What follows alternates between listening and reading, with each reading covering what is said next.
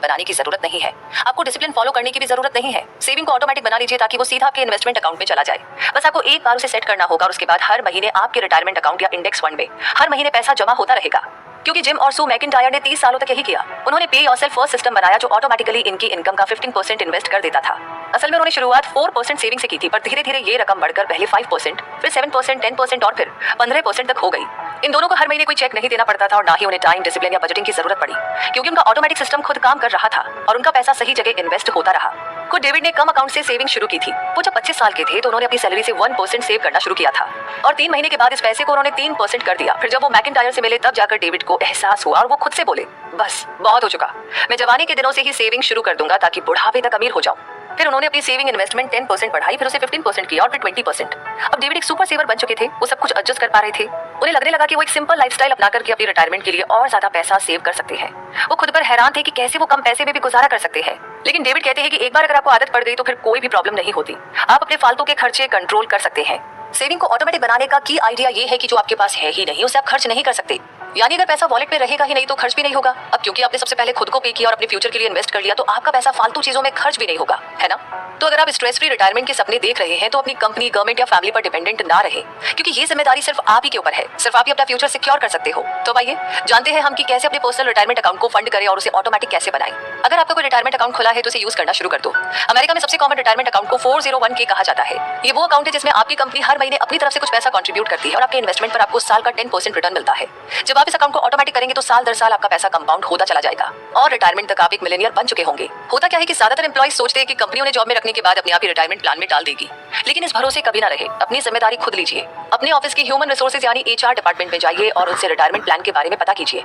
ऐसा अरेंजमेंट कर लो कि टैक्स का पैसा जाने से पहले आपका हिस्सा आपके अकाउंट में जाए और साथ ही एक फिक्स परसेंट सेट कर लीजिए जो आपकी इनकम से कटता रहे। अगर आपकी कंपनी कोई रिटायरमेंट प्लान या 401k ऑफर नहीं करती तो आप एक इंडिविजुअल रिटायरमेंट अकाउंट या IRA क्रिएट कर सकते हो।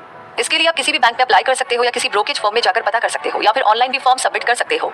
अपने इंडिविजुअल रिटायरमेंट अकाउंट में ऑटोमेटिक इन्वेस्टमेंट पे करने के 3 तरीके हैं। पहला है पेरोल डिडक्शन के जरिए। यहाँ पर आपकी कंपनी आपकी सैलरी का कुछ परसेंट हिस्सा काटकर आपके इंडिविजुअल रिटायरमेंट अकाउंट में डाल देगी। दूसरा तरीका है आपकी चेकिंग अकाउंट से डिडक्शन।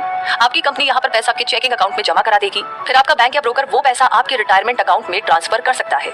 अब आता है तीसरा तरीका जो है ऑनलाइन बैंकिंग। इसमें आप मंथली बिल पेमेंट की तरह ही मंथली कंट्रीब्यूशन सेट कर सकते हो। आपका बैंक आपके इस पैसे को रिटायरमेंट अकाउंट में डाल देगा। अब जितना ज्यादा परसेंट आपके रिटायरमेंट अकाउंट में जाए उतना अच्छा होगा। खुद को चैलेंज कीजिए और कोशिश कीजिए कि ज्यादा से ज्यादा चीजों में आप कटौती कर पाए। अगर आप 10%, 12% या 15% तक भी सेव कर पाए तो सोचिए आपका रिटायरमेंट कितना खुशहाल होगा। तो जो ये कंपाउंड इंटरेस्ट है ये बड़ी ही कमाल की चीज होती है, ये हमेशा याद रखिएगा।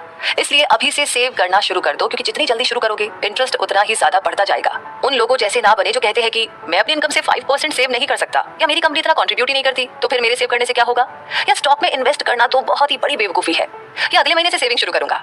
अगर आपके भी कुछ ऐसे बहाने हैं ना तो यकीन मानिए आप कभी ऑटोमेटिक मिलेनियर नहीं बन पाएंगे। तो इसके बजाय खुद को बोलिए, चाहे कुछ भी हो जाए पहले मैं खुद को पे करूंगा, मैं अपनी इनकम का 10% सेव करूंगा और फिर इस अमाउंट को जितना हो सके बढ़ाते जाऊंगा। तो कल के लिए सेव करने का सबसे अच्छा वक्त होता है इसकी शुरुआत आज और अभी से कर देना। और इसी शुरुआत के साथ इस समरी की एंडिंग होने वाली है, यानी कि इस समरी के कंक्लूजन का समय आ गया है। तो जी मुद्दा मामला ऐसा है कि आपने समरी में ऑटोमेटिक मिलेनियर यानी कि जिम और सू मैकिंटायर की कहानी के बारे में जाना। उनकी तरह ऑटोमेटिक मिलेनियर बनने के लिए आपको 3 क्लियर स्टेप्स को समझना होगा। सबसे पहले तो अपना लाटे फैक्टर पता कीजिए। ऐसी कौन सी छोटी सी हैबिट है या ऐसा कौन सा छोटा सा खर्चा है जो आपके डेली रूटीन में शामिल है। इस हैबिट को आज ही छोड़ दीजिए और जो पैसा खर्च करते हो उसे अपने रिटायरमेंट अकाउंट में जमा करना शुरू कर दो। दूसरी चीज, पहले खुद को पे करो फिर दूसरों को करो। अपनी इनकम का कुछ हिस्सा अपने इन्वेस्टमेंट अकाउंट में डालना शुरू कर दो। गवर्नमेंट टैक्स, क्रेडिट कार्ड या टेलीफोन कंपनी को बिल पे करने से पहले खुद के फ्यूचर के लिए कुछ पैसा बचाइए। तीसरी चीज, अपनी सेविंग को ऑटोमेटिक बना लीजिए। एक बार में ही ऐसा अरेंजमेंट कर लो कि अगली बार जब आपकी सैलरी आए तो उसमें से कुछ पैसा सीधे आपके रिटायरमेंट अकाउंट में ऑटोमेटिक जमा हो जाए। अगर आपने सेटिंग कर ली है तो उसके बाद आपको अलग से बजट बनाने की या खुद को डिसिप्लिन करने की जरूरत नहीं पड़ेगी, क्योंकि पैसा अगर वॉलेट में होगा ही नहीं तो आप खर्चा कहां से करोगे। अब जबकि आप समझ ही गए हैं कि ऑटोमेटिक मिलेनियर बनने के लिए हमें क्या करना है, तो बस अब कंपाउंडिंग इंटरेस्ट को अपना काम करने दो। रोज के $5 सेव करना शुरू करो, खुद को पहले पे करो और सेविंग को ऑटोमेटिक सिस्टम पर डाल दो। आपको बस इतना ही करना है, क्योंकि इसके बाद तो आप आराम से बैठकर एक स्ट्रेस फ्री और खुशहाल रिटायरमेंट लाइफ जिएंगे। और इसी कमाल की बात के साथ ये समरी यहीं पर कंप्लीट होती है और हमें 3 स्टेप्स उठाने हैं आगे बढ़ने के लिए, क्योंकि हर एक समरी की जर्नी जहां खत्म होती है हमारी जर्नी वहीं से शुरू होती है। तो सबसे पहले तो